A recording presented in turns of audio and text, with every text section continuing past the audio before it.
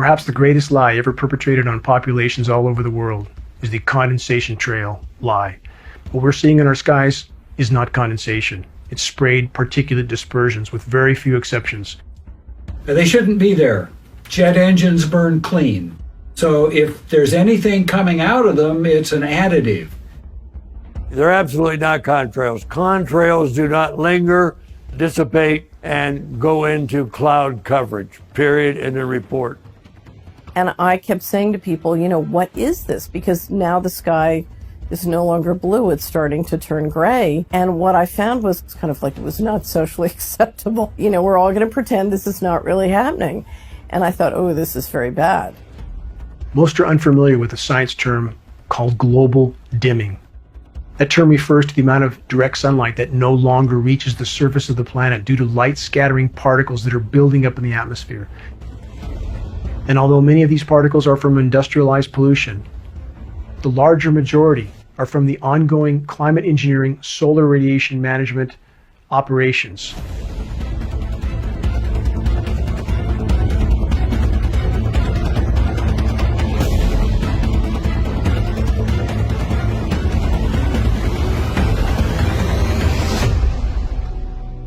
This engine, a high bypass turbofan jet engine, this is the engine that is on all military tankers and all commercial carriers, is in essence a jet-powered fan. 90% of the air that moves through this engine is non-combusted. This engine by design is nearly incapable of producing any condensation trail except under rare and extreme circumstances. And again, we have film footage of aircraft flying at altitude with nozzles visible, turning on and off. That is the end of the argument. Since even before man could fly, there was an effort to try to modify the weather. We have weather modification patents going back 100 years plus. These are historical films of what can be done with a biplane, a small biplane that carries a very small payload. And that much can be done. How much more can a fully loaded military tanker, KC-10, KC-135, C-17 Globemaster, how much more material can they put in the air? About 500 times more with a single tanker. In regard to the condensation trail narrative, many refer back to the trails left by World War II bombers as proof that we are only seeing condensation trails in our skies. But Geoingegneria.org found on military archives film footage, which we posted, of World War II B-17s at altitude turning off a sprayed dispersion. We know that climate engineering was deployed immediately after World War II, so testing was absolutely ongoing. Clearly, these bombers were used for beta testing. Film footage proves it. Weather was a weapon used over Vietnam. Would you expect that to be then deleted from the availability? No. To continue to expand the scientific aspects of it, to have it available in your portfolio of weapons would be a natural process.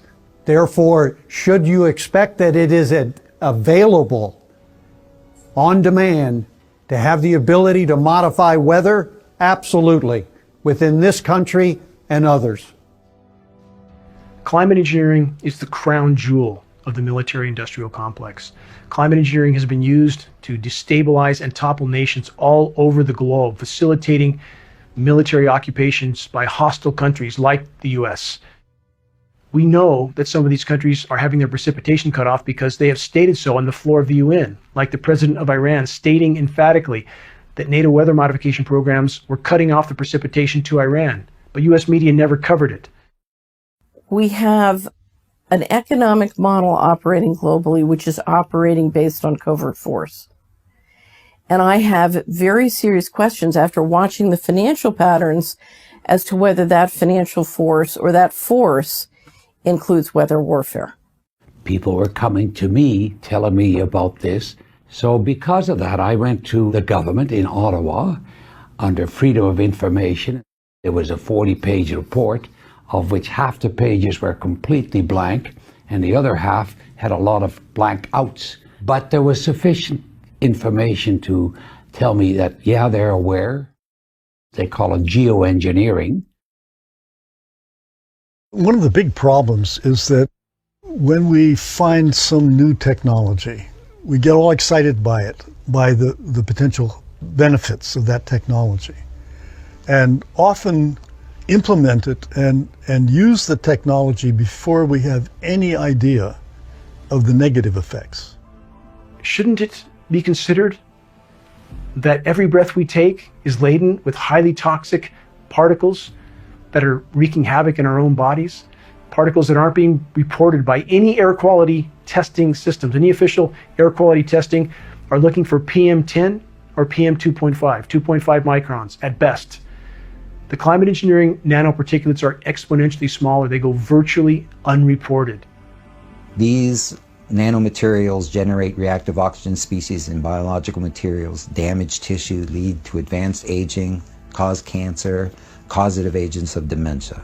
So, yeah, we might think that we're doing something positive for humanity to save our species, but we're also poisoning ourselves. Eventually, with the team that we formed at geoingegneria.org, we were able to acquire a NOAA flying lab. We were able to test at altitude to confirm the elements that were showing up at the surface. Our intention was to do a point-to-point sampling mission. We could see these obvious patterns that were being laid out in the sky. We were really thankful for the opportunity to be able to get up to altitude. And on the return mission, we noticed that that cloud layer had descended. And we sampled below the cloud layer, we sampled through that confluent layer and above it. We found exactly the same elements listed in climate engineering patents. Same elements we found on countless surface tests of precipitation from all over the globe.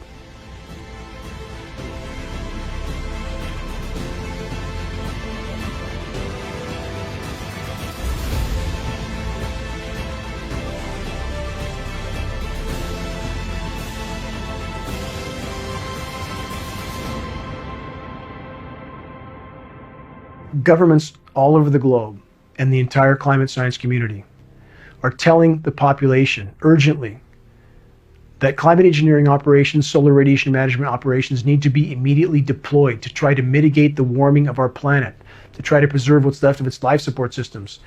And yet when the public, those that are awake, try to bring to the attention of academia and elected officials that we see climate engineering already being conducted in our skies all over the globe. It's already been deployed. Lab tests prove it. Film footage proves it. Documents prove it. And yet we have the continued denial from the climate science community and official agencies telling us that we're not really seeing what we're seeing in the skies. They tell us if climate engineering were deployed, it would look exactly like what we're seeing in our skies, but then again, they tell us that we're not really seeing what we are actually seeing. The paradox is, the more the climate engineers spray the planet, destroy the ozone layer, disrupt the hydrological cycle, and increase the overall warming of the planet, the more they feel they have to ramp these programs up to try to mitigate some of the damage that these programs have done in the first place. That is the true definition of insanity. As a society, we are like a freight train heading for a broken bridge that is just a few years away from us. And I think people don't understand the exponential increase of toxicity in the environment. These operations should be considered the most insane endeavor ever deployed by the human race. These operations are systematically derailing all of Earth's life support systems in the attempt to blot out the sun. The myopic, short-term objective of trying to cool the planet while worsening the overall warming. The climate engineers, if these operations are allowed to continue, are pounding the nails into our collective coffins.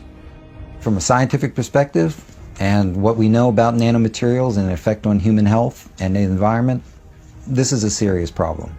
And it really does warrant further scientific investigation. We need the answers to get to the bottom of this national security problem.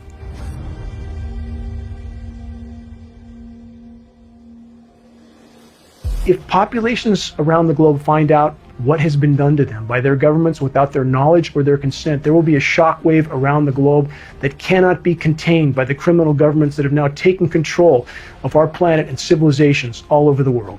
Just bringing transparency will shift so many things that it will make it extremely difficult, because you cannot manage an entire planet with overt force, only with covert force. If we bring transparency to who it is in the covert force, it shifts everything. Look at your own health and you know what is going on. And if you love your children, join us in fighting what we need to fight. This is a just fight, it's the right fight, it's the right cause.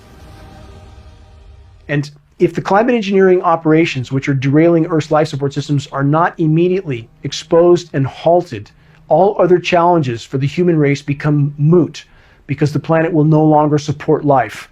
We are in completely uncharted territory. Virtually the entire web of life is being systematically contaminated and decimated by the ongoing climate engineering operations, on top of all other forms of human activity or anthropogenic activity that are wreaking havoc in the web of life. Climate engineering, mathematically, statistically speaking, is the single greatest and most immediate threat we collectively face, short of nuclear cataclysm. Sounds like pure science fiction, but there is a growing underground movement of people who believe that our harsh drought is part of a government conspiracy. Here, outlandish ideas like weather warfare and climate engineering, in other words, weather control, are accepted as basic fact. Climate engineering is the greatest single assault on the environment ever launched by humanity, without question. Dane Wigginton, lead researcher for Geoingegneria Watch, is sounding the alarm. Climate engineering, they say, is to blame for the harshest recorded drought in California history. Dane is used to skeptics. He once was one himself. Talk is cheap for those that haven't investigated. I didn't want to believe this either. His background is in solar power, but he started investigating on his own about a decade ago after becoming suspicious something was partially blocking the sun's energy from reaching his solar home. I grew up in Southern California, choking in a sea of smog. None of the adults around me seemed concerned about the conditions, but for me, life in the toxic murk was intolerable. I have always fully recognized the immense damage being inflicted on the planet by countless forms of human activity. I lectured on anthropogenic global warming. I dreamt of clean air and blue skies. I dreamt of living in untainted wilderness, off the grid. I dreamt of planting trees and watching them grow and thrive. I dreamt of coexisting with the wild inhabitants of the forest. I finally made it to the serene setting I had craved for so long, a remote forested mountaintop in Northern California. But the dream soon turned to a nightmare. When I began to lose significant amounts of my solar power uptake from my off-grid wilderness home, I knew something was radically wrong. We are officially told that the aircraft-emitted trails in our skies that linger, spread, and sometimes cover the entire horizon are just condensation. But the condensation trail narrative is perhaps the greatest lie ever perpetrated on populations all over the world. It is not possible for condensation to block at times 60, 70, even 80% of my solar power uptake. I began to research the issue of geoengineering, aka climate engineering, programs that governments around the globe and in climate science communities have told us are only proposals. Yet, there they were, in the skies above me. Even today, we are being told, falsely, by the climate science community that we have one final card to play to try to avert total climate collapse, total planetary meltdown, but this is in fact a lie.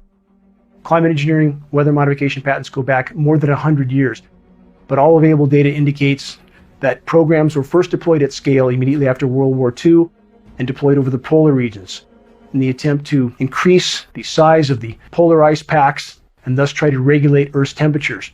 It lays the predicate and the foundation for the development of a weather satellite that will permit man to determine the world's cloud layer and ultimately to control the weather, and he who controls the weather will control the world. Numerous government documents posted at geoengineeringwatch.org. some as much as 800 pages long, prove that global governments, even governments that the public perceives as being adversarial, are in fact colluding and cooperating on the climate engineering issue due to the cross-border ramifications. You can't climate engineer over your own country without affecting the entire planet. They are all working together on these issues, and other governments around the globe are either actively or passively cooperating. Is the government experimenting with our weather? People say the government is up there in airplanes spraying all kinds of chemicals to change or manipulate the weather.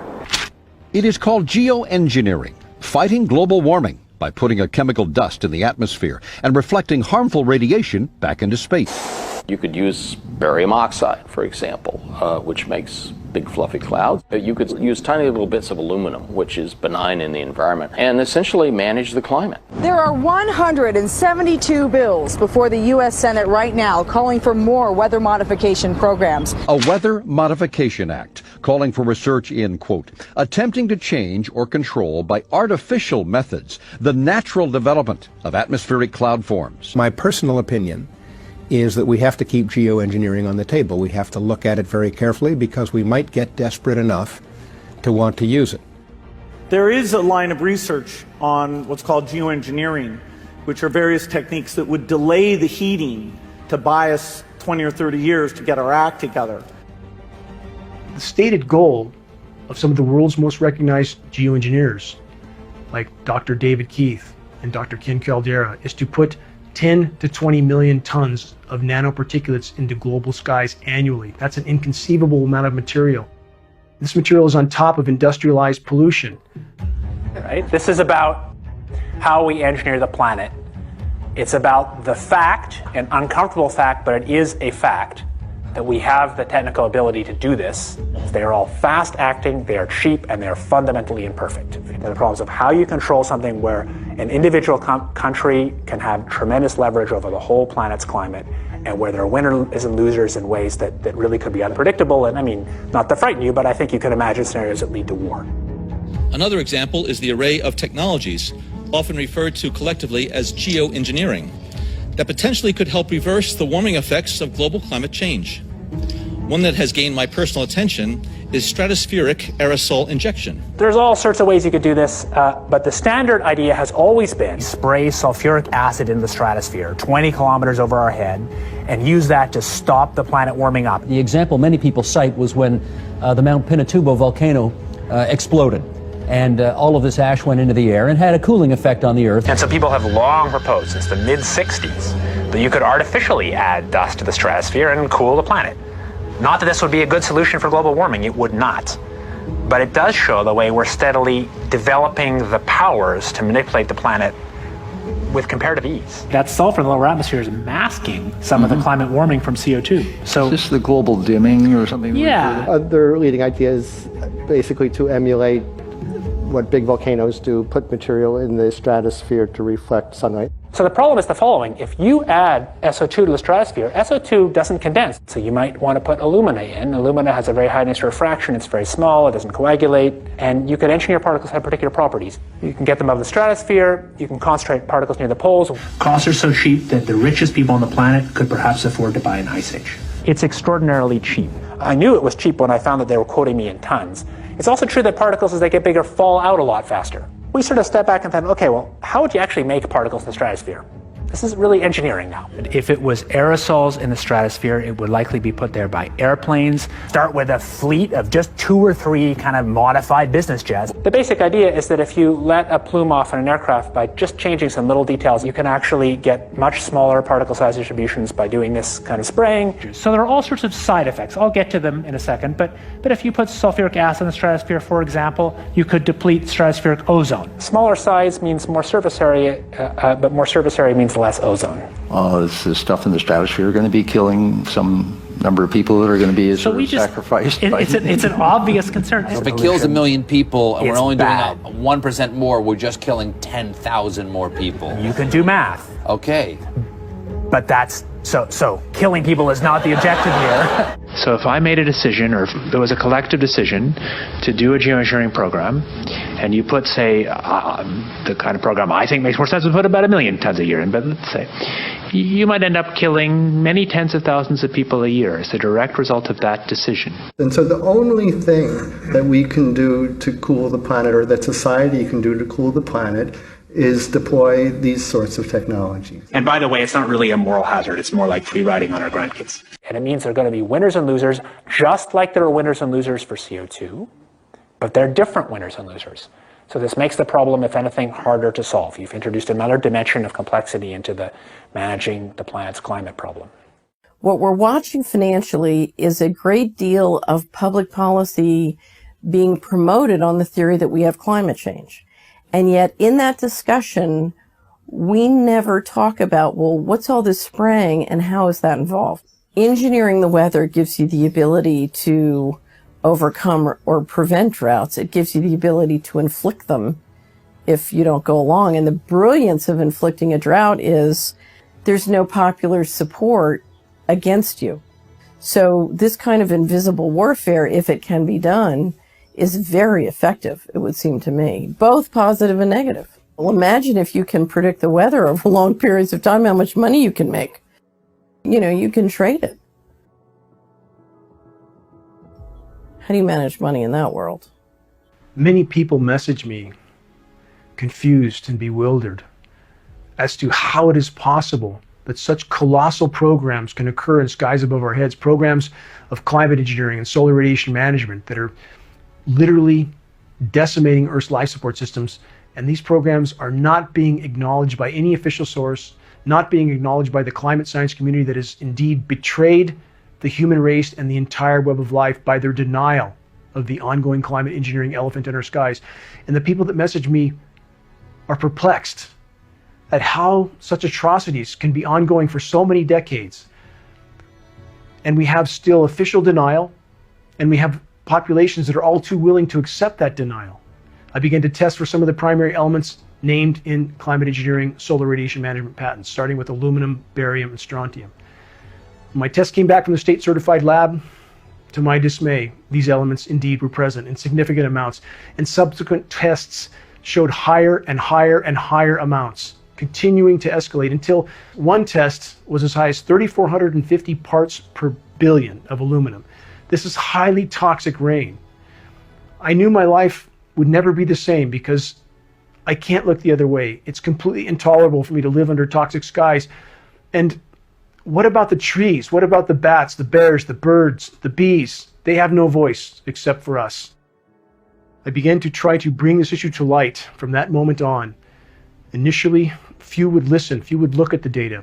But as time went on, and as more and more people woke up along the way and realized the significance of attempting to play God with the weather and engineer Earth's life support systems, more individuals from different arenas joined the effort to try to sound the alarm. I want to tell you that we're in very great danger from the pollution that's coming down over us. And we've been led astray by the military-industrial complex. And they're responsible for the cloud's creation and weather manipulation programs. I sacrificed 4 years of my life defending the people of my country just to come home and find there are greater threats here domestically. There's something going on. I don't know who it is or why they're doing it. All I can testify is it's not natural and it's not normal. Now, the aluminum content of rain should be 0. And there's a lot of argument that aluminum is very common to be found, but aluminum is only common in a bonded form. It's not common in a free form, and we're finding high rates of free aluminum. Because you can spread so many small little particles through the environment, it dramatically increases the surface area that's in that environment because there's so many of them. When you look up at the sun and you see a white haze, that is aluminum floating in the air right now, and it's coming from the aircraft. Solar radiation management, SRM, to block the sun. That's the stated purpose. The consequences don't seem to be considered with these programs, but that is the stated purpose on almost all UN and global governance documents for these programs. And in the past 5 years, I have seen the number of patients with Alzheimer's disease, Parkinson's, and other neurodegenerative diseases tremendously increase, almost quadruple. United States code says you cannot experiment on the American public, and if you do, you got to report it to Congress within 30 days. Where's the proof it did that? but is also to get the media to start reporting on this. So all of us have a consequence that we may not be aware of. And it is important for all of us to join together and to put a stop to these programs and to hold public discussions on them for as much as possible. And I want all of you to know that it's important that we realize that this is not normal and natural, that these are programs, experimental programs that are being conducted at this time, and we all have to stand up and say no.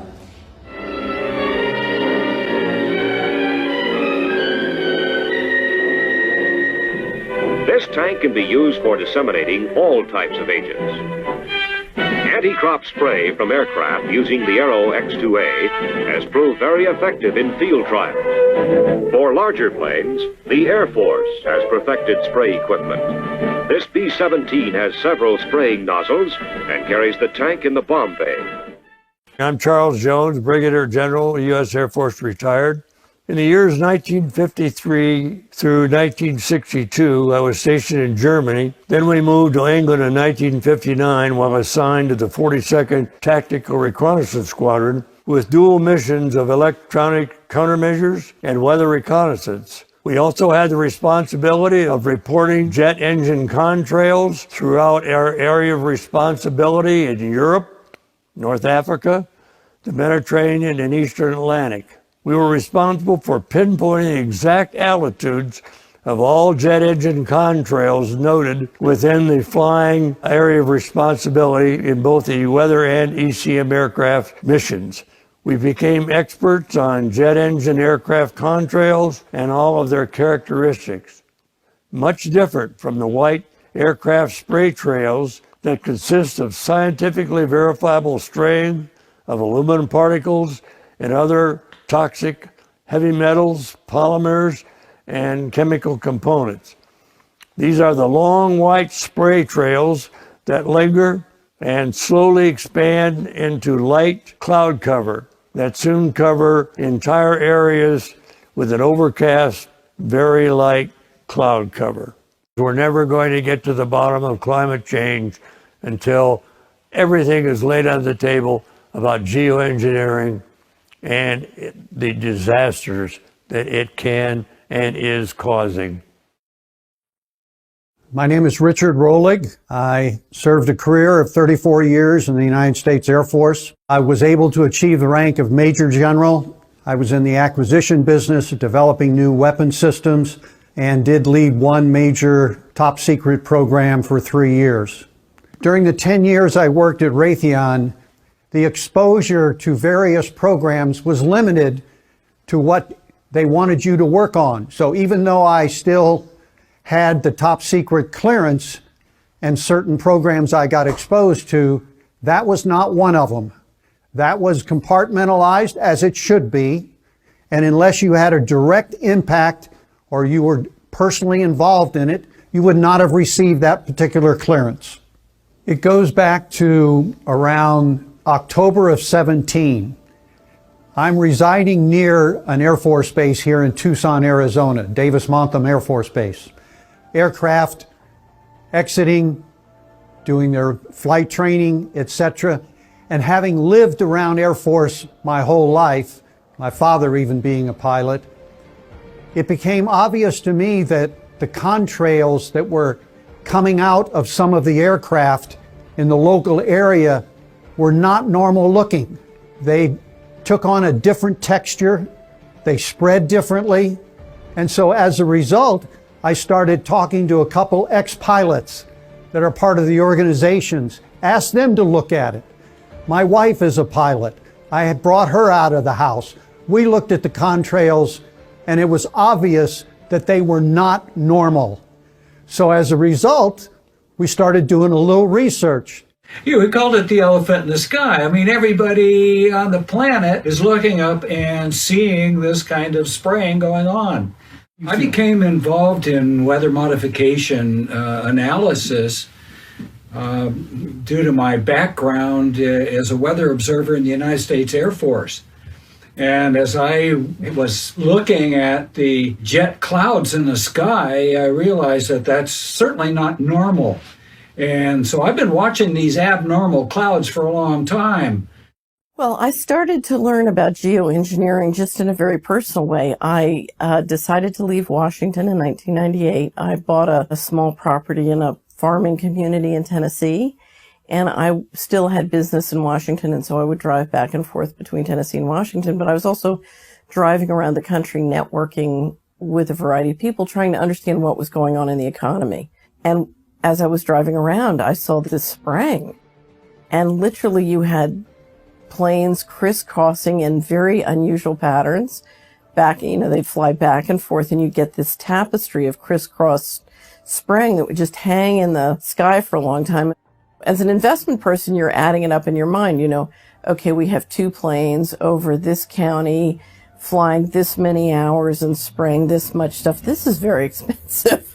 Who's paying for this? And I was doing a lot of research at the time on a great deal of money that was going missing from the federal government on a covert basis. On one hand, you have all this money going missing, and on the other hand, you have this fantastically expensive spraying program going on. The ongoing global climate engineering operations must be considered a new Manhattan Project on a scale that is almost inconceivable. Governments all over the globe are either actively or passively participating in the ongoing climate engineering insanity, all for their own reasons, all in the attempt to keep business as usual until the last possible moment. Geoengineering is occurring, it's been occurring, it is not new, and your tax dollars are funding this. Well, my name is Kristen Megan Edwards. I am a U.S. Air Force veteran. I served 9 years on active duty working in bioenvironmental engineering. Upon my separation, which was honorably, I went and worked for the VA in the Veterans Health Administration as an industrial hygienist and an environmental specialist. So as an industrial hygienist, my job was to protect people from such things as heavy carcinogenic metals and hazardous materials. And through that, all items that came on base was approved through what is called an Air Force Form 3952. And that is a hazardous materials acquisition. So in order for a chemical to be brought on base, it had to be tied to a specific task. If people were painting aircraft, we knew where that paint was going and what it was being used for. And this was all for liability. So when you start to find constituents coming on the base that you're trying to remove from the base and engineer out through different industrial processes, that was a red flag for me and really told me to do my own research. I've often wondered with the large amount of people in all branches of the military who work in an environmental facet, why they aren't coming forward. I don't think a lot of people are connecting the dots. Now, I wouldn't have stumbled upon why these constituents were being brought on base unless I had heard about geoengineering. So a lot of times I think people are supporting an operation but haven't really seen outside information to tie it to why this is going on. To see how much taxpayer dollars are used in military operations, whether they're peacetime or wartime, to see how much money is spent to reduce hazards, again, that affect human health and impact the environment, is a complete contradiction to geoengineering using wartime exemptions to not be cited through the EPA. This is a huge waste. This is fraud and waste from the U.S. government. And that this is allowed to go on, to me, is unbelievable. I think it's one of the most dangerous, diabolical things that has ever happened to us. It's the most dangerous thing short of a nuclear cataclysm. So I take it very, very seriously and will do everything I can to try and expose the problem and encourage people to do likewise. Well, when I was growing up, I was really a fan of Kurt Vonnegut, and Kurt wrote some remarkable works.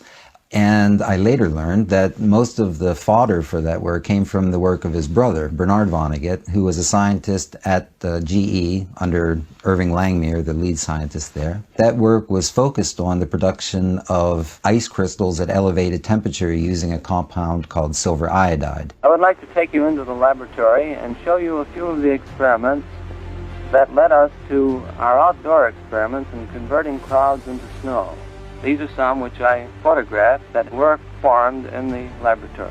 This is a picture of the first cloud that we seeded back last November. Putting dry ice from a small dispenser in the bottom of the plane, under many conditions of course, full-fledged snowstorms will be produced in this way. Nature at last has permitted to do a little something about the weather. These were something that scientists had worked on, developed through the 1940s, 50s, and 60s. and was likely being deployed even today. The research done by Vonnegut and Langmuir coincided with changes in our sky.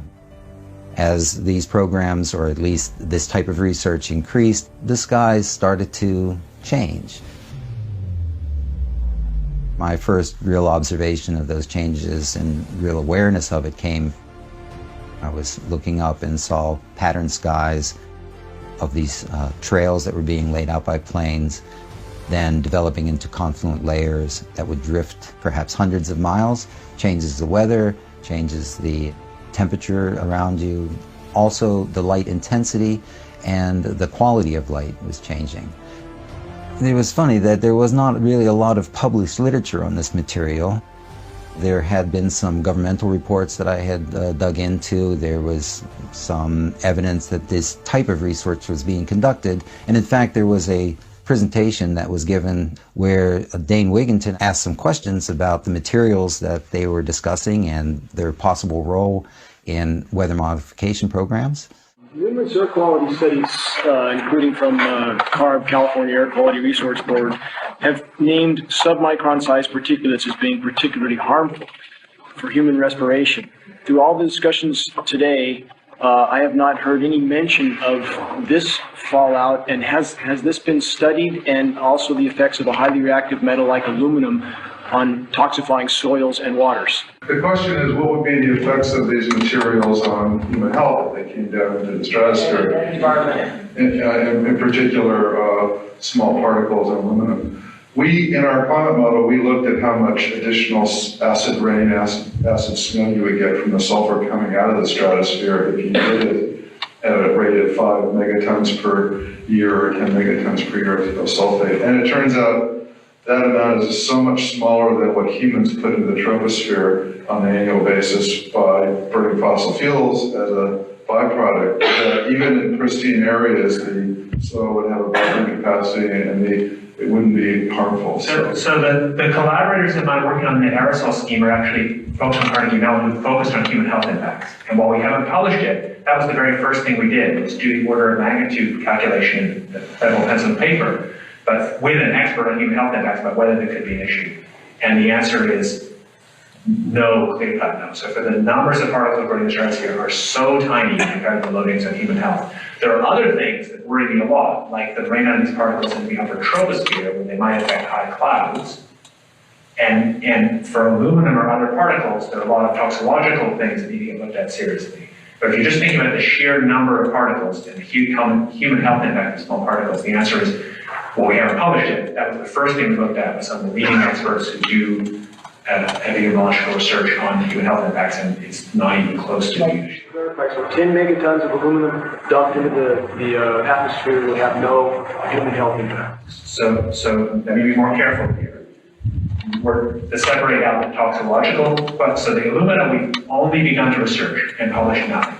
The question I was asking was purely about particle number density. So what we did is we said, we looked at some global estimates now. We have aerosol global estimates that were built for epidemiological purposes of the global loading of aerosols in terms of health impacts. And we said if we added on top of that what we're doing from the stratospheric aerosols, could it have any impact? And the answer is that was totally irrelevant. But that was just on particle number. We haven't done anything serious on alumina, and so there could be something terrible that we'll find tomorrow we haven't looked at. So after I saw that footage, I contacted Dane, and I started asking him some questions myself because I was interested in what he knew already. I mean, he was very forthcoming with all types of information. I realized that he had published a lot of material online, and I started perusing that material and found that, he was digging at something where there was, again, a lack of available scientific evidence, and that's where I became quite interested in contributing in any way that I could.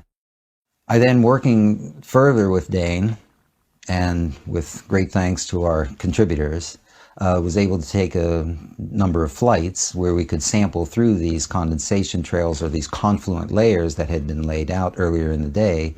So on the first sampling mission, we started at the Baltimore-Washington International Airport.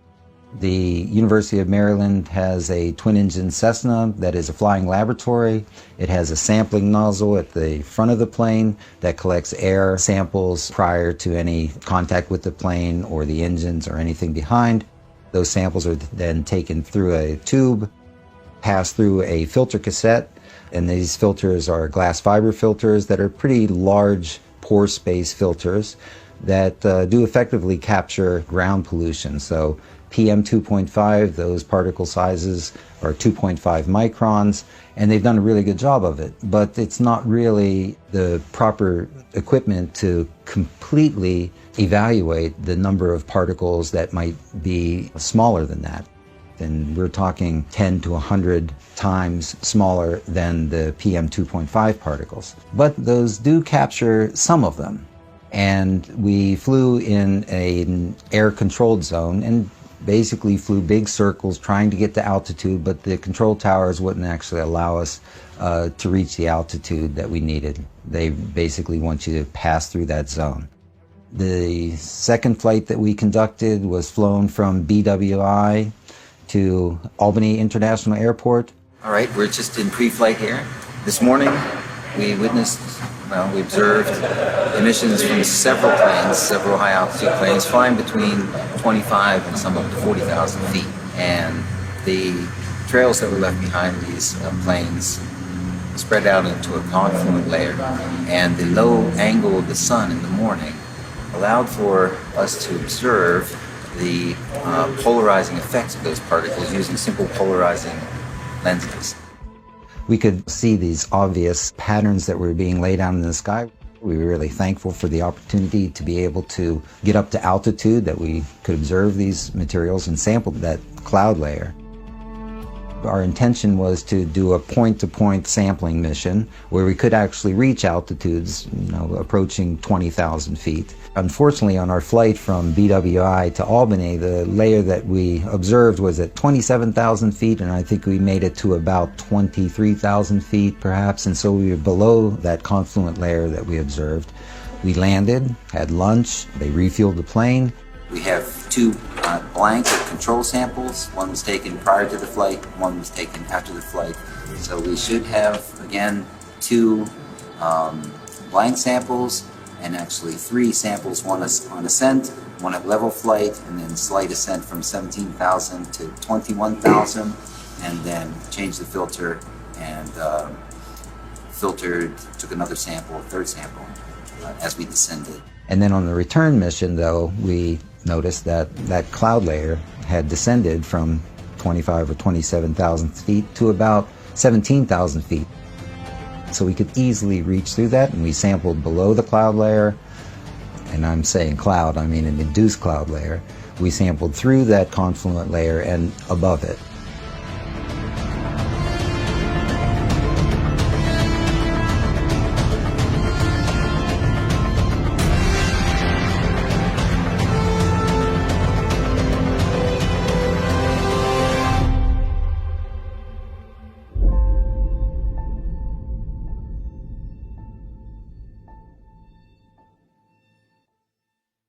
The basic building blocks of climate engineering are to saturate the atmosphere with electrically conductive light scattering particles and polymers, particles like aluminum, barium, strontium, manganese. These particles are then manipulated with extraordinarily powerful radio frequency microwave transmissions that can heat the upper layers of the atmosphere like the ionosphere, that are used to create pressure zones that steer upper level wind currents, which then steer weather systems. These particulates, when they are manipulated with these frequencies, can literally move air masses. This is an integral part of climate engineering that is not known or being acknowledged by many. Extraordinarily powerful and dangerous radio frequency microwave transmissions. Electromagnetic fields are energy sources, and they're going to be interacting with moisture in the air or our bodies or whatever. And therefore, it's not at all surprising that you're going to find some movement in relation to exposure of weather patterns to electromagnetic fields. When you have things like HAARP that can send electromagnetic waves into the air column, If you send, lower frequencies, you can calm it all down and you can cool it.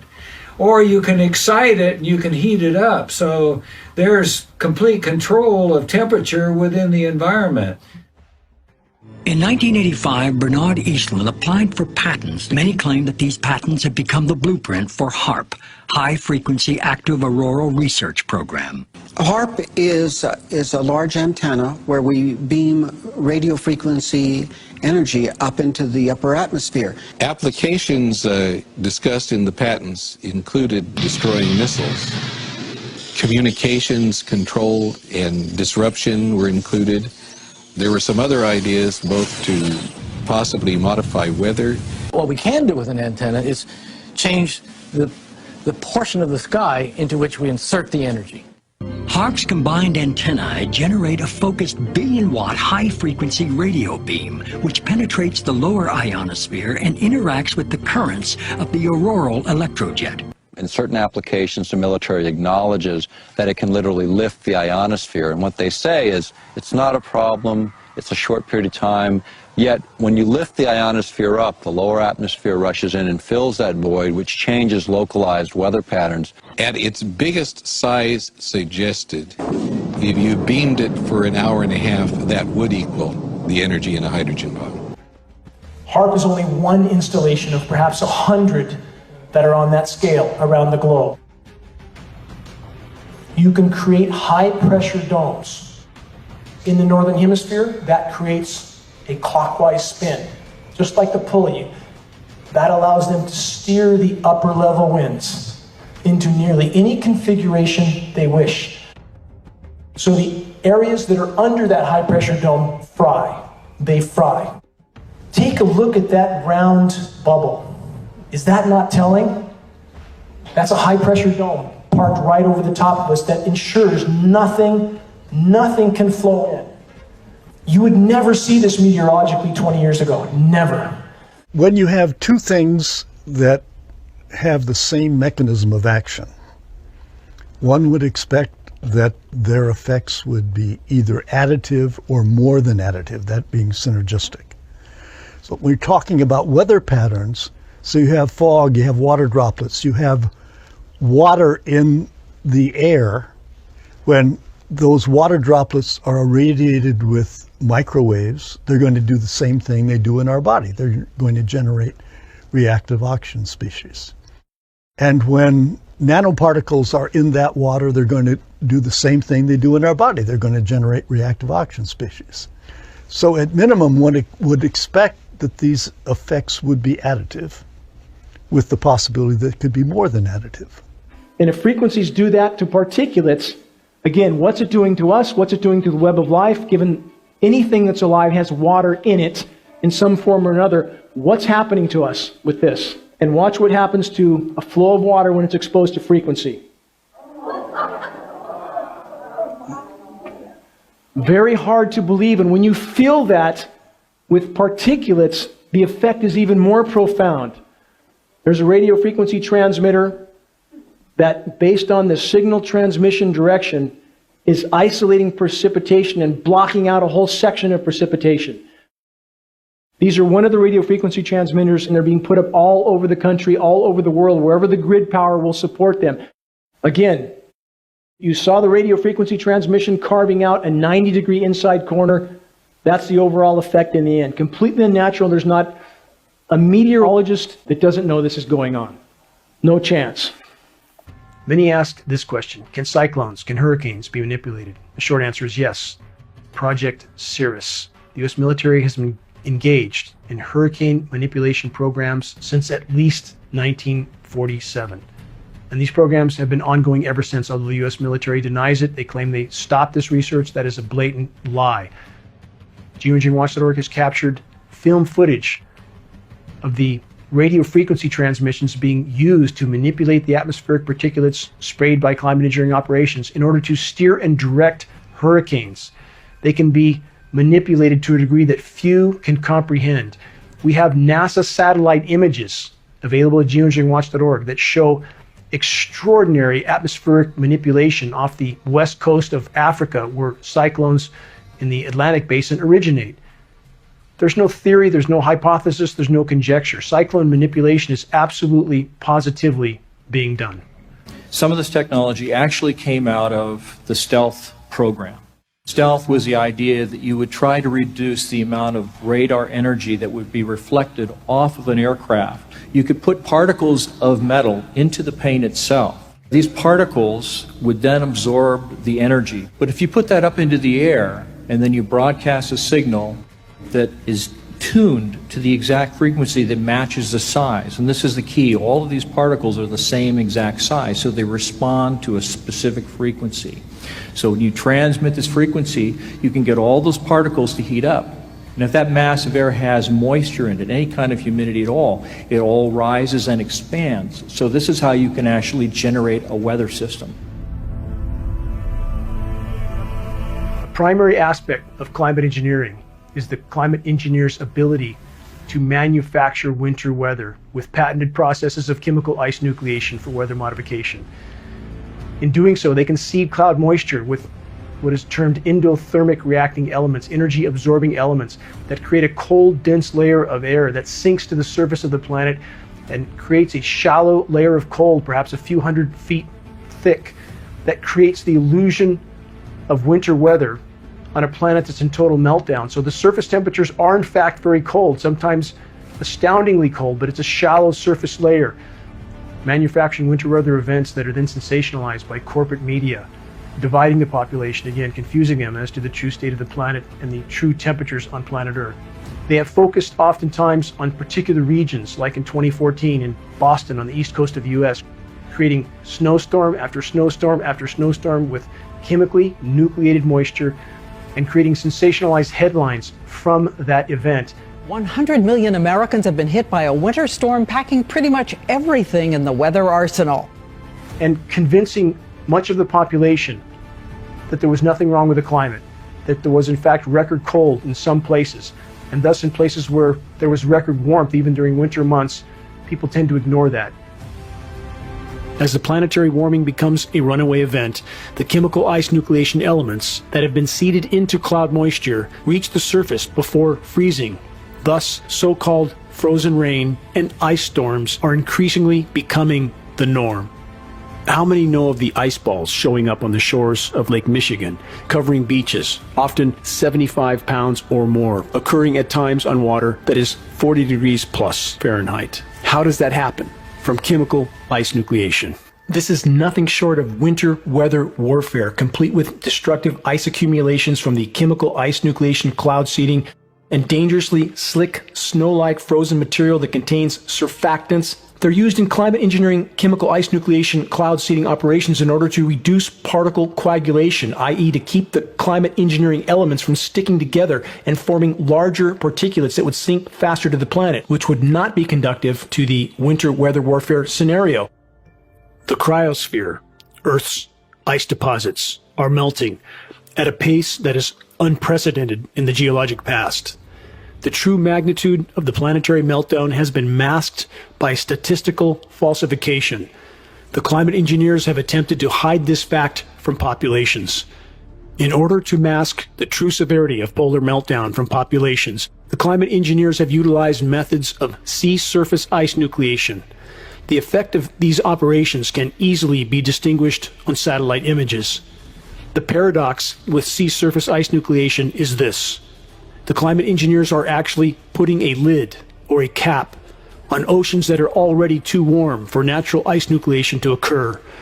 In doing so, the climate engineers are, in effect, sealing the heat in the oceans, thus increasing the overall heating of the planet.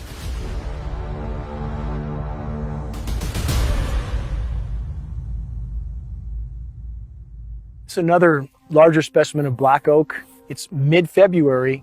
It's already leafing out. It's 2 months ahead of when it should be leafing out. The leaves last fall stayed on the trees, and in late November, December, when a certain series of rains comes, we've seen this the last 4 years, all the leaves on the deciduous trees wad up dead, but still hang on the tree. As you see lower down on this tree, that's what we have. It appears to us as if some sort of defoliant is included in the aerosol spray mix.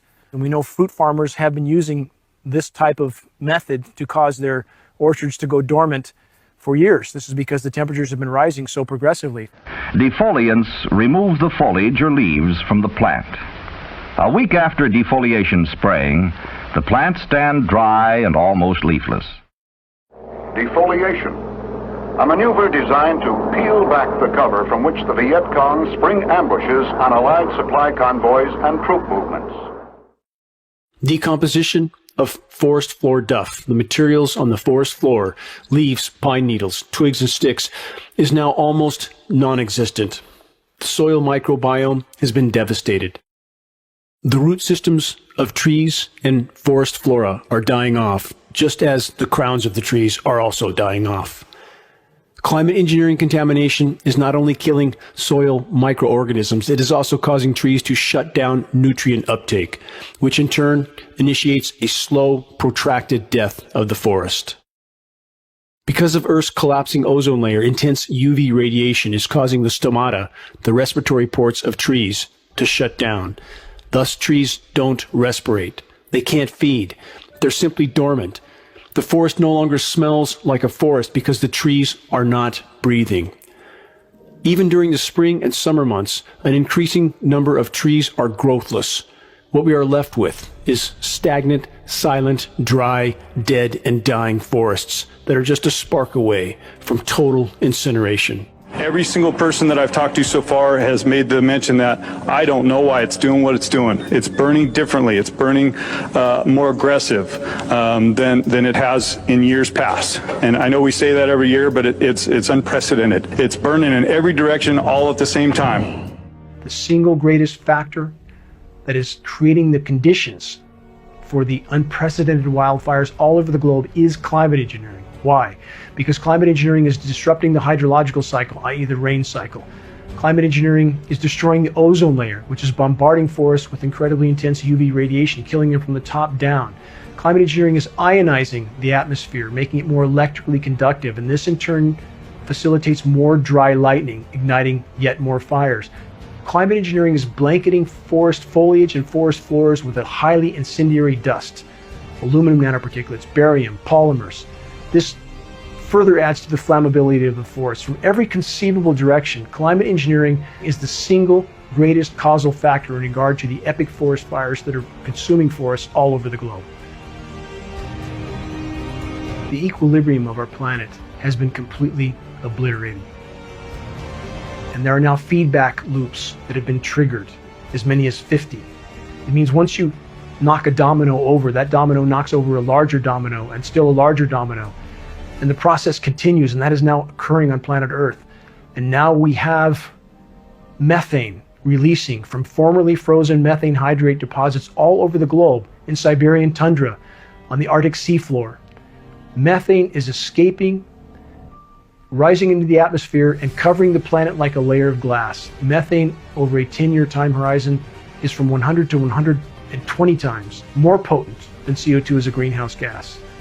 There's enough methane in these deposits to turn our planet into Venus many times over, and it is releasing now. And climate engineering, in the attempt to mask what is unfolding, has actually further fueled the process. Climate engineering alters upper level wind currents. That in turn alters ocean currents.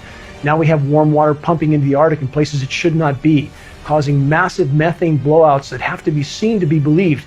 They can be seen when they occur on terrestrial areas like the Siberian tundra. Massive craters that look like something from a massive nuclear war.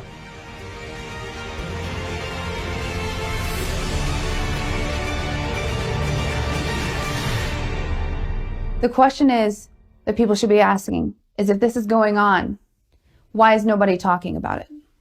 Under the security classifications that a program can have directed upon it, it can keep it in a narrow vein and keep transparency away totally. Absolutely.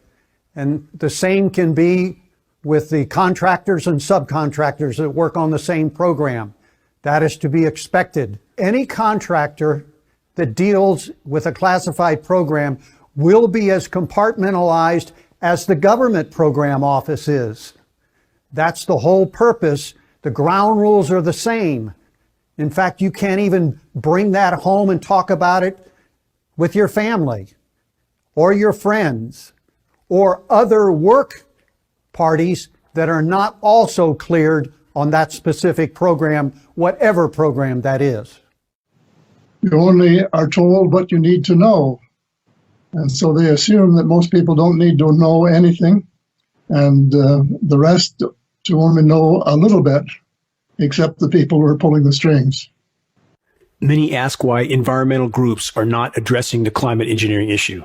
They appear to be more concerned about protecting their 501c3 nonprofit than they are about protecting the environment. Ignoring and obfuscating the truth about verifiable sources of damage to the environment is not protection. This is total betrayal. It's the same fraudulent behavior we see from every large corporation on the planet, towing the line for the power structure while decimating the entire biosphere in the process. Turning two blind eyes to this situation will not save us from the reality of the near-term impact we are facing. Here's the bottom line. There can be no legitimate discussion about the climate or the state of the climate without first and foremost including the climate engineering issue. We do not have political representation for anybody being interested in saving this planet, and that is something I cannot understand. There is an ever-increasing unhealthy cooperation between really all of the major media and the forces behind the scenes that are responsible for the environmental destruction. So many people try to deny that these programs could be occurring because they claim if they were occurring, there would be people lining up to blow the whistle. And that is so utterly and totally false when we know that with modern day surveillance, every word that anybody of significance says is recorded somewhere by someone.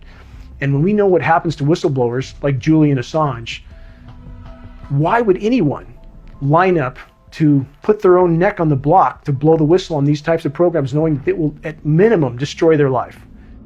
Even though half the pages were blanked out completely and others partially, the fact that they provided me this information and acknowledged, yes, they were aware, it's geoengineering, they were aware and they knew it was happening and they were monitoring and part of it in that respect. So it's happening, no doubt about it.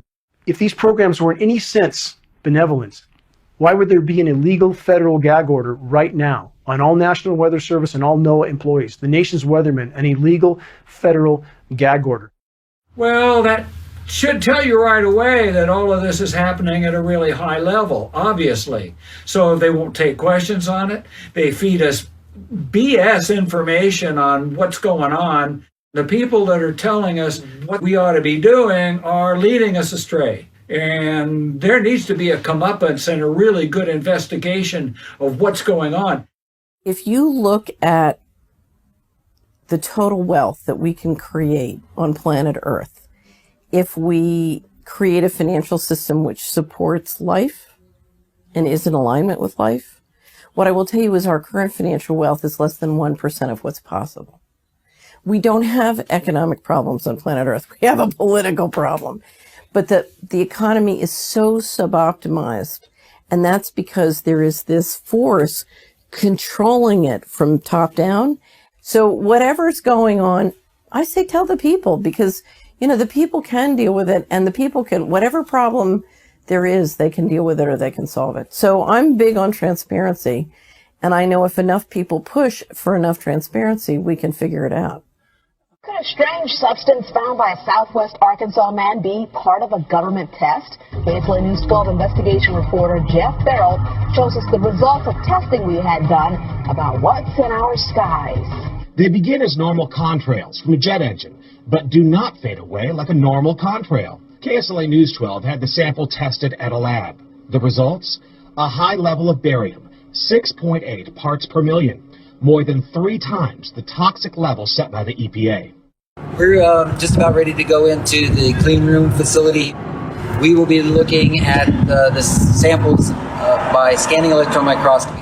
Scanning electron microscopy will provide information about particle size distribution. We will be able to get some elemental analysis. What really this technique is for is to prioritize our samples for downstream more advanced imaging, more high-resolution imaging, especially by transmission electron microscopy. Put on a fresh pair of gloves. We're going to start with sample number 8. This is a blank that was collected on the return flight. No flow through this filter, so this filter should be free of any particulates. I'm going to use these scissors and forceps that have been cleansed with isopropanol and then acetone and wiped free with these dust-free cloths. These are the series of samples that we're interested in. These are samples number 9, 10, and 11. These were taken on the return flight where the plane passed through an induced cloud layer. Number 10, I believe, is the one that was passed through a cloud layer at around somewhere between 17 and 19,000 feet. I will take time to cleanse the instruments between each sample. Preparing sample number 9, near the center. Opening it to ensure that the surface that had received the particulates is facing upward. Number 9 is completed. Now processing sample number 10.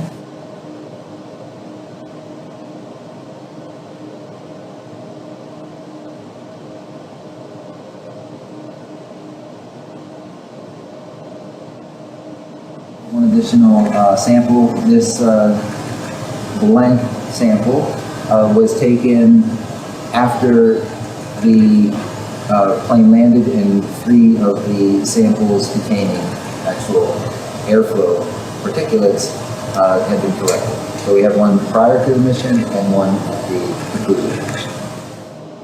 Prior to imaging, these samples are coated with a thin layer of platinum. The platinum helps to take the excess charge or electrons and drain them off to the snub. And now we'll do the samples where we pass through the cloud layer.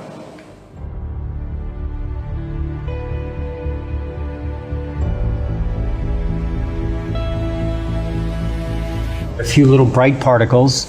This particle here is probably the one that we'll do the most analysis on.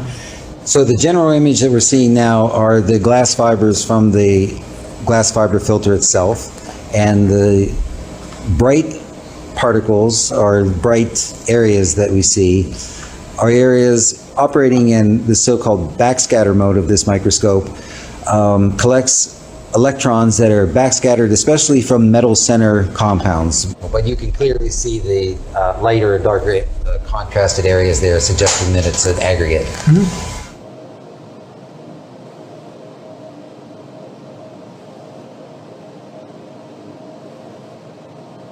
Some of the smaller particles in here we're looking at on the order of about 450 nanometers long.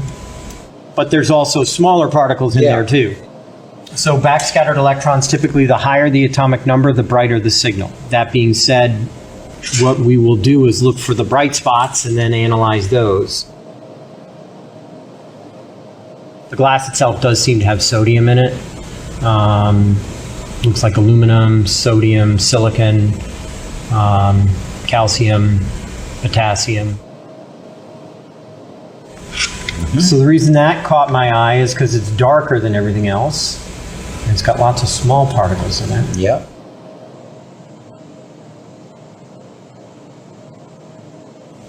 And this gives us a lot of information. Again, it identifies which filters have qualitatively more materials, just, basically we see more material on it.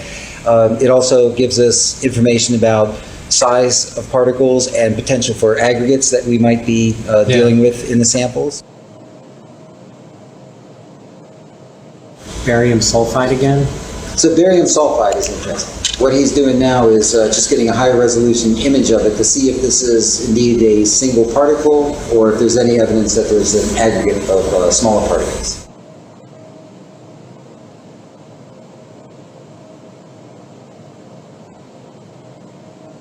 So really the big standout in this one seems to be iron. In this field, we have one there, 2, 3, 4. Yeah. And I did analysis on all of them. They all seem to be pretty similar in composition. Yeah. Well, this is definitely made up of much smaller particles. Yeah. So this may be a clump of what you're looking for. We just analyzed 3 different areas. This particle seems to be high in aluminum. It's a large flake, though. And this has some silver, too. Yeah, in terms of now the aluminum signatures that we're getting from the glass fibers themselves, this is much bigger. Much bigger. So look at that. Yeah, that's the aluminum. It's easily 3x the silicon. Yep. And I think the silicon and aluminum are pretty similar in the glass. So here, if you look at just the glass fiber, silicon is significantly taller than aluminum. So that particle there is mostly aluminum. Yeah. So measuring this one right here, this is below 70 nanometers. Right. Good. In the precipitation samples that we've seen in the past, the aluminum oxide particles that we've been seeing are on the order of 40 to 60 nanometers. So that's consistent with the size that we've seen from precipitation events. Again, these samples were collected directly from the air.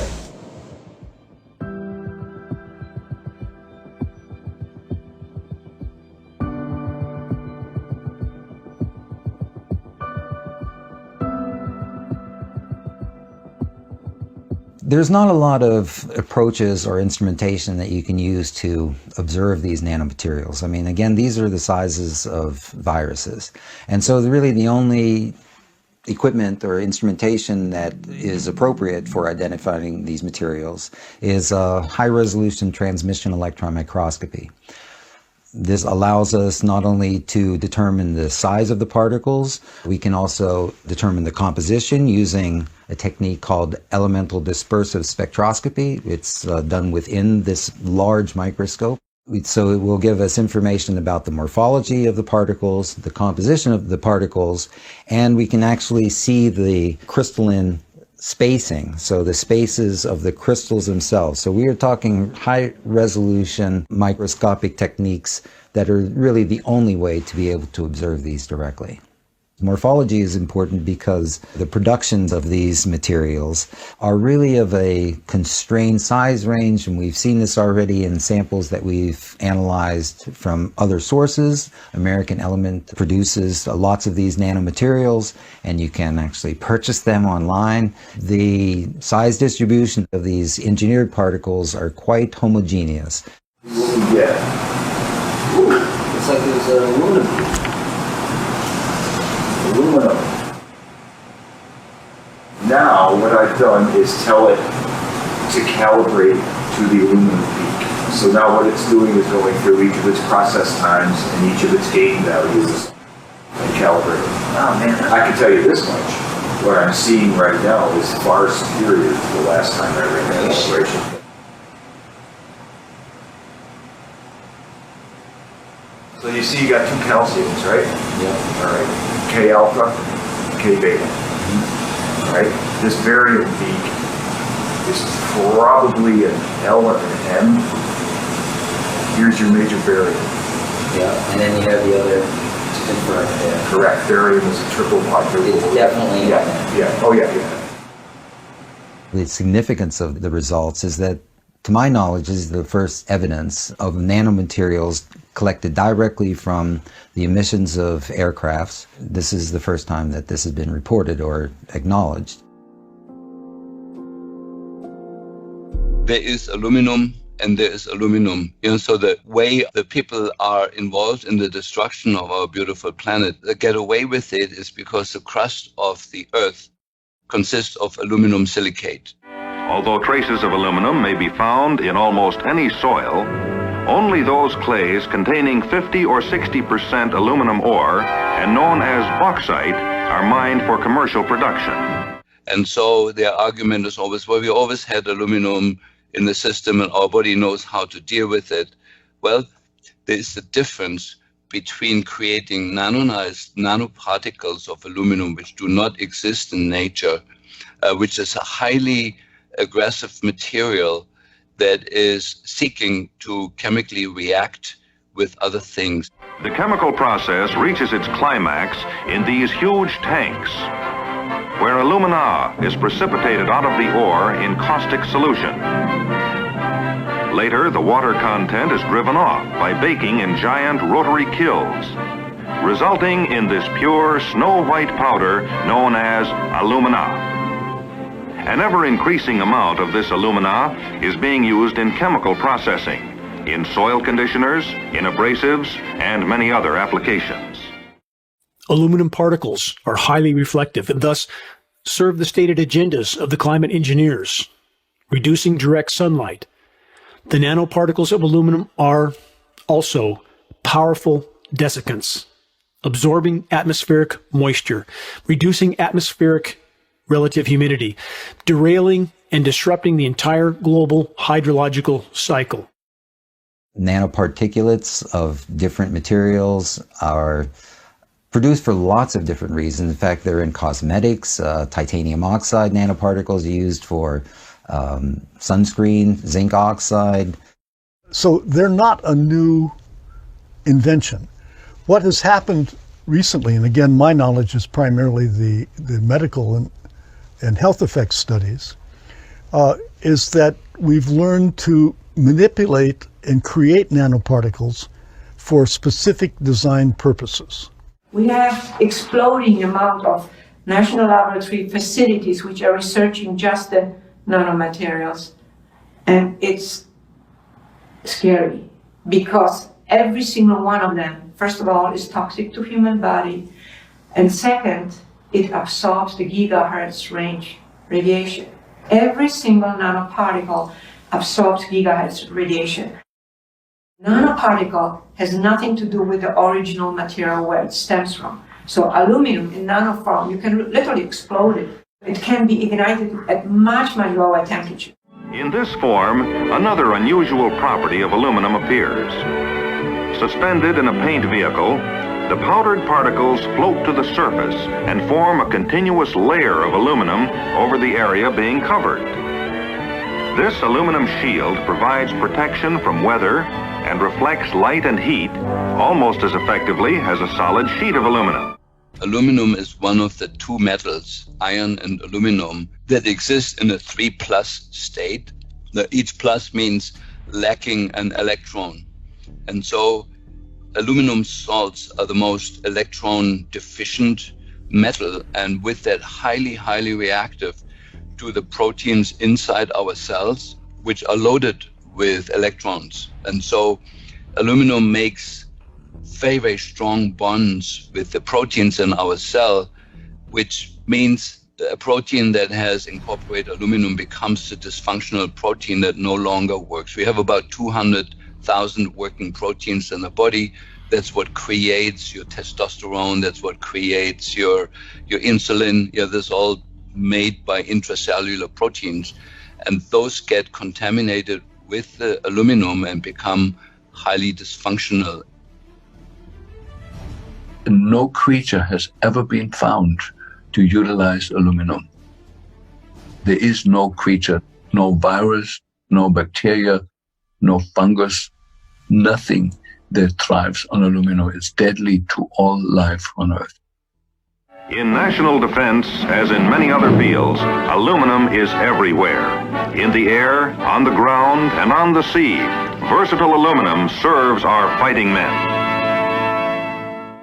And this is the thing about the constituents used in geoengineering, is they are similar to items that are going in ground operations. So whether you're sanding aircraft parts that contain strontium chromate, changing brake pads, working around barium, bending aluminum metals for different aircraft parts, this could all be explained as to their exposures. But the question is, those that don't work in those areas that are showing these symptoms, where's it coming from? I think in the next couple of hours, we'll see that actually open up a bit before the clouds start to return a bit. That's the high cloudiness we're being sprayed up from the north. There's more upstream, though, for us later on this afternoon into this evening. that we've been dealing a lot with some military activity in terms of chaff anyway, and that's something that I experienced for the first time yesterday. That was a whole lot of fun. And that's where the military just basically dumps some of the tiny particles of plastic or metal, mylar, into the atmosphere. And when you see this kind of a pattern like this, you can rest assured there's something going on. They're actually little bitty magnetic and little bitty strips of, whether it's aluminum. Then you see these bands of very distinct cloud cover moving into the region. That is not rain, that is not snow. Believe it or not, military aircraft flying through the region is dropping chaff. Small bits of aluminum, sometimes it's made of plastic or even metallicized paper products, but it's used as an anti-radar issue, and obviously they're up there practicing. Now, they won't confirm that, but I was in the Marine Corps for many years, and I'll tell you right now, that's what it is. So we conducted the analyses of these nanomaterials and conclusively confirmed that there were aluminum oxide, barium sulfate nanoparticles in the samples that we took on the East Coast on that second flight. For my mind, that would be sufficient, but I'm also was quite interested in, well, what's going on the West Coast? Are these similar types of results can be collected in various regions? I was really thankful to be part of a third sampling mission. We flew from near San Diego up to the Bay Area and back on one of these days where, again, there was clear evidence of patterned skies being induced by the emissions of aircrafts. In this sampling mission, there was a couple of different things. One is that we used a Learjet. It's a pressurized cabin, for one thing. We can get to higher altitudes. It's much quicker. And we used instrumentation that was appropriate for smaller particulates. We had instruments to monitor the air quality in real time. We had 2 particle meters on board, one that measured PM 2.5, so that would be relatively large particles that we're normally concerned about, these respirable particles that get into our lungs. But we also had on board a particle meter that went down to 20 nanometers. So that meter, combined with the larger particle meter, gave us a full assessment of materials ranging from 20 nanometers up to 2.5 microns. Our filters that we used were 0.1 micron, so that's 100 nanometer pore size. That would capture many more of the nanomaterials that were being released. What we're breathing in pressurized cabins is actually air from the outside. Is being taken in front of the engines. Some of the airstream goes into the engine to feed the combustion process, and then bleed air then off of that is taken directly from the outside, pressurized, and then is used to pressurize the cabin. And we could sample it right from the vents. So we had a sampling wand that we could hold up to the vent, and the sampling wand was sampling for the ultrafine particles. We sampled through one of these confluent layers. And as we passed through that layer, the larger particle meter basically read just ambient air within the cabin. With regard to the nanoparticle meter, there was clear evidence that there were smaller particles at significant numbers present within that layer. And that is significant. I mean, this is not only just the number of particles that we observed, but also that they were confined to that smaller size range. Above the layer, again, the air quality was quite good. Below the layer, air quality was quite good with regard to the smaller nanoparticle meters. But within that layer, there was clear evidence that there were smaller particles at significant numbers present within that layer. It has significance because this emerging condition known as aerotoxic syndrome, where airline attendants, pilots, people are becoming allergic to their own aircrafts. There really hasn't been identified any known cause of this phenomenon, but nanoparticles of that type can cause things like allergic reactions, these same symptoms that are being experienced by all of these people in the airline industry now. The data that we collected using the particle meter is already convincing in terms of there are nanoparticles that are present within that induced layer. What is needed now is a larger contribution from a broader community of scientists, health workers. However, that takes time. And in my opinion, we don't have that kind of time. These materials will reside in our children for their entire life, however long or short that might be. So we don't really have time to say, oh, more research is needed, although it is needed, but not at the same time as we continue to disperse these materials and affect our human population.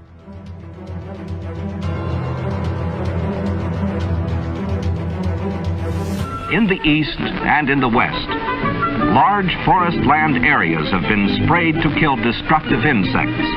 This work by airplanes is significant. It has an indirect effect on all Americans. Here's one to keep track of over here. Notice it didn't have anything coming out of it. Yeah, he just turned on. Just turned on his spray. With commercial airlines, you're not going to get this kind of converging intersection, even though they're at different altitudes. But the important thing to consider, there's not a natural cloud in the sky. Everything in the sky is an aerosol out of the back of an aircraft. Anybody who says that can't affect the weather is simply ignoring logic and reality. My rock climber's mentality says you have to face reality. You just have to face reality, or if you don't, you could end up at the bottom of a cliff because gravity will take you there. When I see El Capitan over there looming in the distance, and I think about the times, I feel what this place has given me is so much as a human being to experience life. You can't not care. You have to care about it. You can't not care. You can't not care. That is not human. That's a human who's been conditioned to no longer be a human being. With all the spray that's been put up in our atmosphere, it apparently has come down and it's affecting the environment. You see all the trees that are dead and in the process of dying right now, flashing out. And you can see the really brown ones that have just flashed out with the needle still on them. And it's progressing throughout the whole hillside. Even on the top slope, if you look to the back slope up there, I mean, they're flashing out everywhere. That's right. You don't have any kind of uniform green. You have just various colors of dead and dying. That's all you have. What a thought that we're standing here at this point in history dealing with this madness. Maybe 2 years from now, we won't even be able to stand here. It's been proven this is happening throughout this country and around the world. This is supposed to be Yosemite, a national treasure, World Heritage Site. You want to take a picture? What are you going to see? Climate engineering operations are saturating our atmosphere with light-scattering particles that alters the light spectrum that reaches the surface of the planet. This in turn affects photosynthesis. The sunlight that is going through this layer piggybacks the frequency of those toxins when you're exposed to the sun.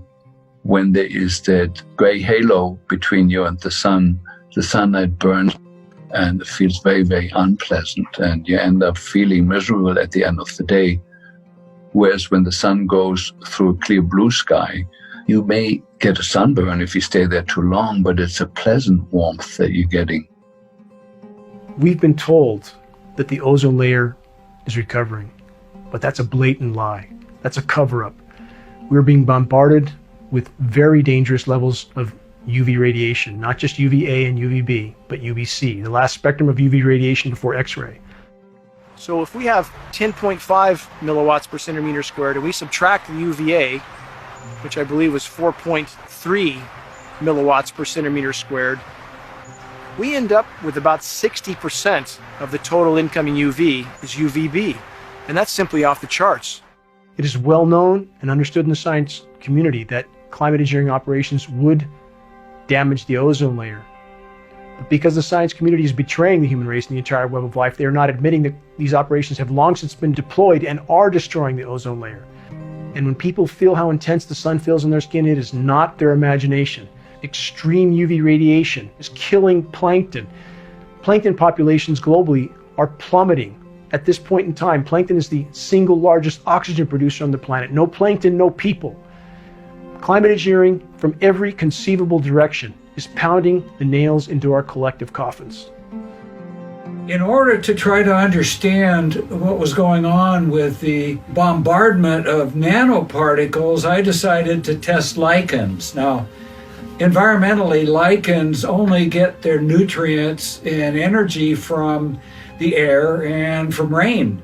I tested and found that the most common element found was aluminum. There are a number of things that happen with aluminum saturation. Rather than acidic, it creates a basic formula in the soil which favors some plants and destroys others. In root systems, it can have a significant impact on their absorption and nutrient uptake. The pH of the rain is 10 times more alkaline than it used to. The pH of the soil is 10 times more alkaline than it used to. For acid soils, they've gone neutral. It hasn't gone much past neutral, but is still 10 times more alkaline than it should be. The soil has been the most destructive entity on the planet. We know that the soil contains tens of thousands of different species of microbes, bacteria, fungi, helminths, viruses, that are absolutely essential for the soil to produce food that actually nurtures us. A lot of work has been done on tobacco and wheat and rye grasses, that germination of seeds in the presence of nanomaterials, of aluminum oxide for instance, significantly stunts root growth and leads to a plant that has been compromised. Most of the oxygen that's being produced by our planet is produced by things like trees and algae and cyanobacteria. All of these life forms are negatively impacted by exposure to nanoparticles of aluminum oxide and other nanomaterials. You see smaller plants in front with the very discolored leaves. That's fungal infection. As the bioavailable metals are killing soil microbes, changing soil pHs, changing forest soil compositions, it has a horrific domino effect. Whole specimens, mature specimens of manzanita flash out stone dead black from fungal infection. In the geoengineering mix, these are nanoplastic particles that are spiked with aluminum, with titanium, with strontium. Basically, the oceans are covered with a sheet of plastic.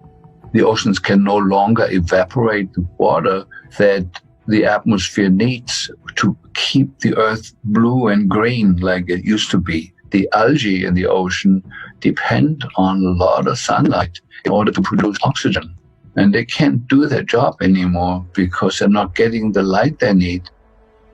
In the last 2 or 3 years, ever increasing articles about nanoplastics appearing in chicken, in fruit, in vegetables, and also in our human body.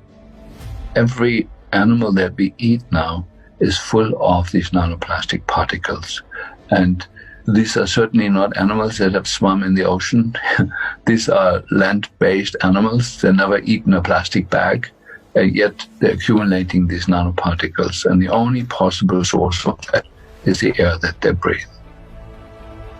At this late hour on our planet, when we most need alternative forms of energy, climate engineering is dramatically diminishing all 3 primary forms of alternative energy. Climate engineering is disrupting the hydrological cycle, i.e. the rain cycle, causing protracted droughts all over the world, which is dramatically reducing hydropower production. Climate engineering, by its very description, solar radiation management to block the sun, greatly diminishes solar power output all over the world. Climate engineering also reduces wind power because it reduces convection. Atmospheric layers of reflective particles reduce convection, which in turn reduces wind, which reduces evaporation, again decreasing potential power output for all other forms of energy. Many are absolutely overwhelmed when they are introduced to the climate engineering issue. They try to convince themselves that our government would never do this to us, but such a conclusion doesn't hold up to available data. All official air testing agencies generally test for 10 microns, 2.5 microns at best. Atmospheric testing has proven that climate engineering aerosols are unimaginably smaller, in the 20 to 100 nanometer range. The smaller the particle, the more deadly it is to inhale. Available science studies prove that human hearts and human brains now have not just millions, but billions of nanoparticles lodged in them. Most know that bee colonies are collapsing. What most don't know is that insect populations in general are also collapsing all over the world. Bees are dying of symptoms resembling Alzheimer's and dementia in human beings because they're packed full of aluminum. Why aren't the beekeepers acknowledging this? Why isn't this fact a headline all over the globe?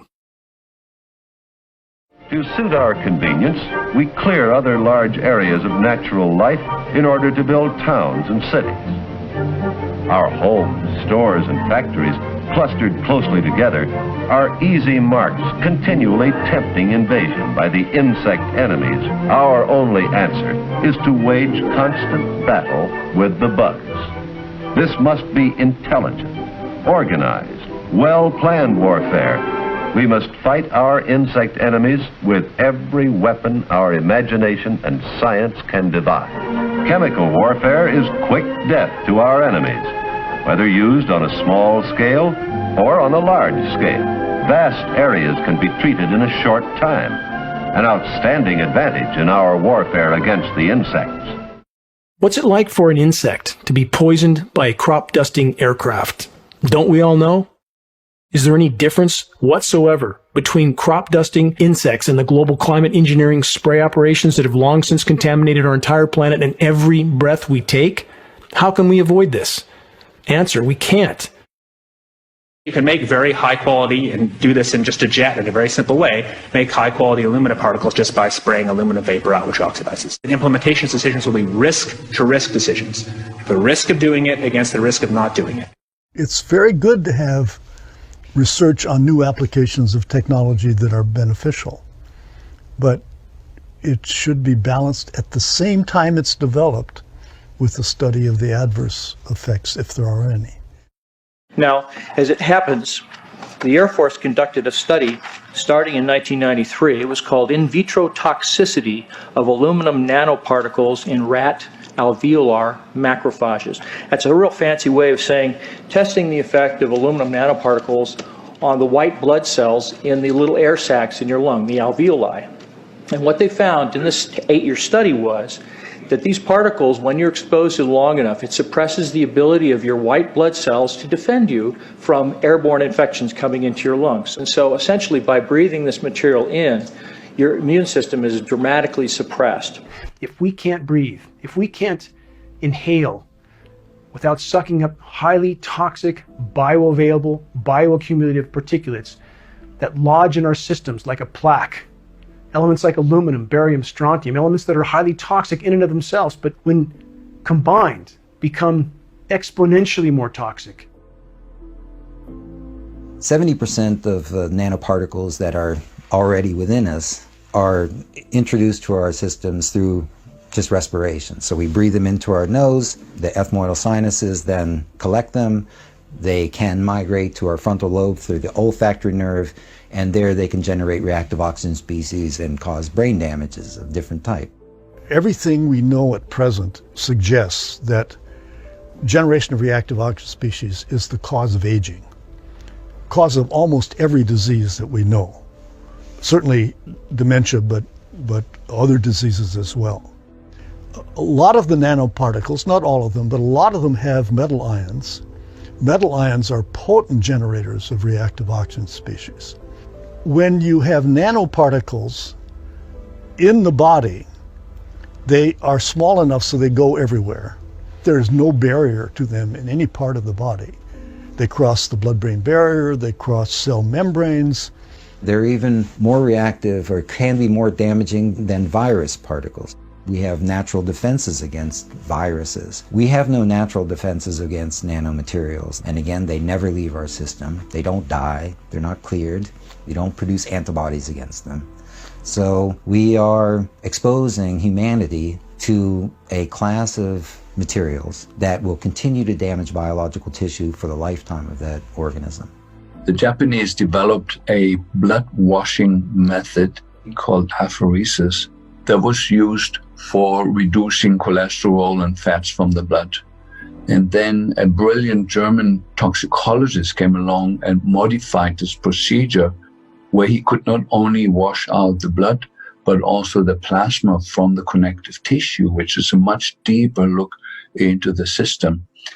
The entire blood volume and plasma volume is put through a filter system several times and filters out anything that's toxic. And with this method, it's the first time you can actually measure body burden, or how much is in the entire body. And as it turns out, nanonized aluminum is by a factor of roughly 100 times, 94 to 120 times more prevalent than any other toxin, nanoized aluminum. And we know that we absorb aluminum very poorly by eating it. That cannot be the possible route how we get toxic. The only way that we can get these high levels of aluminum is through inhalation or through injection. This was a big wake-up call. To let the evolvement of a program impact my grandchildren, even my children, not necessarily the immediate years for myself, is a very personal concern to know how it will flow down through the elements of the family. I often find that those who question actions of the government often don't want to get involved until it directly affects them. If you look up into the sky, this is directly affecting you. If you have a family, your children, your wife, your husband, your extended family members, your animals, this is directly affecting all of us. How can so many claim that governments and militaries around the world would not spray chemical and biological agents on populations when there are literally hundreds of historically documented cases of such operations occurring in recent decades? Many biological warfare experiments were officially used to test the range and dispersal patterns of aerosol, particulates, and biological agents. In the United States alone, by 1977, 239 open-air biological tests had been conducted over unknowing U.S. populations. Tests were conducted throughout the 20th century, many of which took place concurrently with the covert ramp-up of climate engineering operations. We are expected to believe that this experimentation was benign and not connected to the climate engineering operations, just as is the case with the ever-increasing exposure to microwave transmissions all over the world. Many of what we are told are only cellular communication towers have power supply inputs that are 10 times larger than what is needed for communications purposes. The compounding synergistic toxicity of these operations is accumulating inside all of us. What makes us sensitive to Wi-Fi and to the electromagnetic radiation in general is the metals in our body. And we never used to have aluminum in our mitochondria. The aluminum in our mitochondria makes the inside of the mitochondria resonant with Wi-Fi, and they start heating up, and it starts destroying the mitochondrial DNA at a very, very rapid rate. And so it's really the synergy of the metals dispersed in our body and the Wi-Fi making our body a resonant antenna with the Wi-Fi environment. And of course, you know, we're going now from 3 or 4G to 5G with the ever increasing amplitude of energy that's delivered into our systems. This is one of those life or death choices. But we're not just talking about my life or your life. We're talking about something that is killing the fundamental living system on the planet. We are bathed now in a soup that is comprised of nanoized aluminum. Glyphosate forms 6 different salts with aluminum and works as a carrier to carry the aluminum deep into our brains. And the only other missing thing there was to open the cell walls, open the blood-brain barrier, is the ever-increasing exposure to radio waves. Half of the people listening to this talk will die with or of dementia. And the main cause of dementia is the nanoized aluminum particles. There is somebody behind the scene orchestrating that with the perfect understanding of the human condition and of toxicology, and brought the 3 things together that will, in a very, very rapid period of time, we're talking 6-7 years from here on, cause major destruction of the human nervous system that could be stopped at a switch. We could have a clean world tomorrow.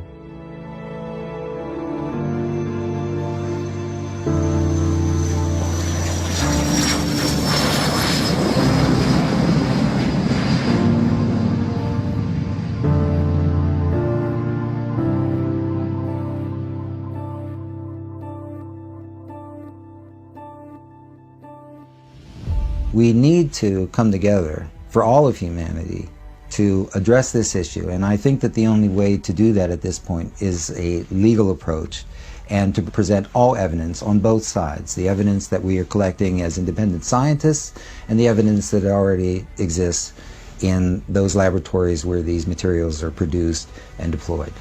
Colleagues of mine, they don't really accept this yet. They're starting to because I've shared some of the data that we've collected, but most of them will ignore it and do call it beat-up conspiracy theories. Well, those learned people are ignorant of the facts. And so my call to action is don't ignore things anymore. You know, we have to address this issue. It's on our doorstep, it's in our skies, it's in our children. We have to do something. If the ongoing global climate engineering, weather warfare operations are not brought to light and to a halt, allowing the planet to respond to the damage done, it will never be able to find a new equilibrium, an equilibrium that may yet allow it to sustain life into the future. Exposing and halting climate engineering operations is the great imperative. They are disrupting virtually the entire web of life. I think we need to enlist the support of commercial airline pilots, as well as calling back and bringing these subject up with our House and Senate members in the U.S. Congress. I think it's going to take that kind of action to get this geoengineering exposed, find out what's behind it and why they are doing this. In my life, I have friends, family, wonderful people who are trying to stay within the official reality on the theory that they'll be safer. And the reality is, if you look at where this thing is going, you know, better we deal with it now. It's like cancer. It's only going to get worse. The data is what's going to change people's mind. So you need to be able to draw it out, get the reports available, and get publicity on what the conclusions are so that people believe it. It's not just someone raising a subject that has no validity.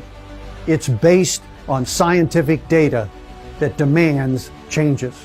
We've gotten to the point where the mystery is so expensive, spiritually, psychologically, financially, legally, you know, that the time has come to say is, you know, who's really doing this and why are they behaving this way? And I often wonder, do any of those people, you know, behind the scenes, fearing reprisal, are they looking into this? There is data out there. Who's going to bring it forward? We are rapidly running out of time to take care of this problem. That's what makes it so critical. Yeah, and I can only hope that in my lifetime, we'll have a resolution of this and we can fix it. I'd really like to see the planet stay, the life on the planet stay anyway. How do we stop climate engineering? I'm asked this question so often. The only way forward in this fight, the only way we can expose and halt climate engineering is from the inside out. With a critical mass of awareness, a level of awareness so vast that it causes a shockwave around the world, so that populations all over the world know what their governments have done to them without their knowledge or consent. A level of awareness so vast that our military brothers and sisters and their families understand what they are really a part of, literally self-extermination. We must reach a critical mass of awareness. It is the only way we can expose and halt climate engineering processes, and this effort will take all of us. You cannot change anything when you are dead. When you are dead, it's all is gone. So as long as you are alive, do something, I would say. I do trust human ingenuity and human intelligence, and I think we still have a chance, but things are far more serious than the general public is aware of. The song is going to be over very soon if you don't turn things around.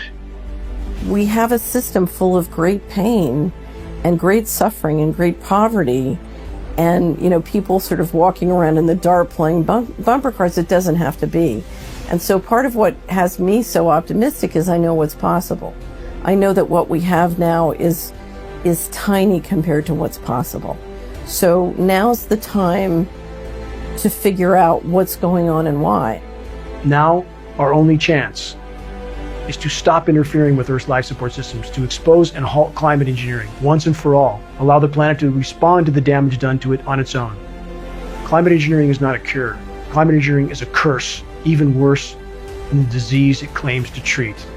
Time is not on our side. The sand in the hourglass is running out at blinding speed. Please, make your voice heard. Make every day count.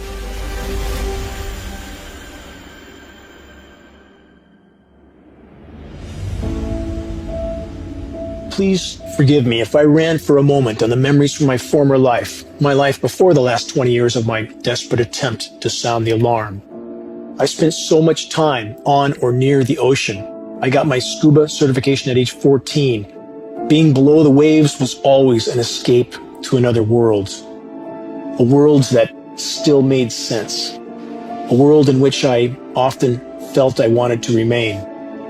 And I feel so fortunate to have seen and experienced life below the surface of the sea in numerous parts of the world.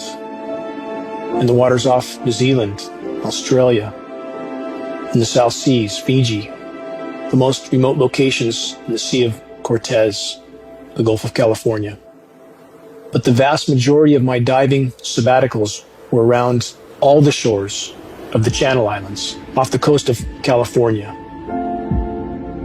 And how incredibly miraculous and thriving were the once expansive kelp forests there. I would meander in total solitude through these mystical undersea landscapes that were teeming with life. When the water clarity was at its best, the visibility could be well over 100 feet, and on such days, stunningly beautiful beams of sunlight would glisten down through the kelp stalks, rising up from so far below me. It was like being in the canopy of a long-lost medieval forest. And weaving my way through the massive kelp stalks in total silence, I felt like a wild and free bird flying through an untouched and unspoiled paradise of unimaginable beauty. So many species, all playing their individual part in the miraculous web of life. Seals, making their way through the kelp, would often alter their course, and they would swim up to me and stare right into my mask, directly into my eyes. They were curious. Many of my memories from the kelp forests now seem a very distant dream from another life. Moments that I knew, even while they were occurring, were slipping away. It was beautiful. It was nature. A part of the living ocean. A part of the web of life on which our lives depend. I had to leave that life. There was a constant calling of conscience inside me. I felt there was much I had to do, that there was a long journey before me, yet to be traveled. The deepest and most untraveled wilderness has always been my sanctuary, and when I trek there alone and in solitude, I feel most connected to the whole. I marvel at the complexity and the miraculousness of life, the countless forms of it. I try to contemplate the endless and seemingly impossible factors that were necessary for life to exist and flourish on this spinning ball of rock in the harsh and hostile environment of space. A ball of rock with its own magnetic shield, with its own moon that stabilizes its orbit, that orbits a life-giving star at just the right distance, with miraculous atmospheric layers that, for unimaginably long spans of time, have facilitated countless forms of life. How wondrous it all is, each part. A dragonfly, a tree, a bird, a whale, the sunrise, millions of tons of water magically floating through the sky in the form of spellbindingly beautiful clouds, bringing life-giving rain. When I witness the destruction of this miraculous web of life, I can only think of returning to the front line of the battle to sound the alarm. Reaching a critical mass of awareness in the population is the only way forward in this fight. The challenges we face are immense. The odds are against us. But as the proverb goes, it's not over till it's over. Any one of us could be the final pebble that triggers the landslide of awakening.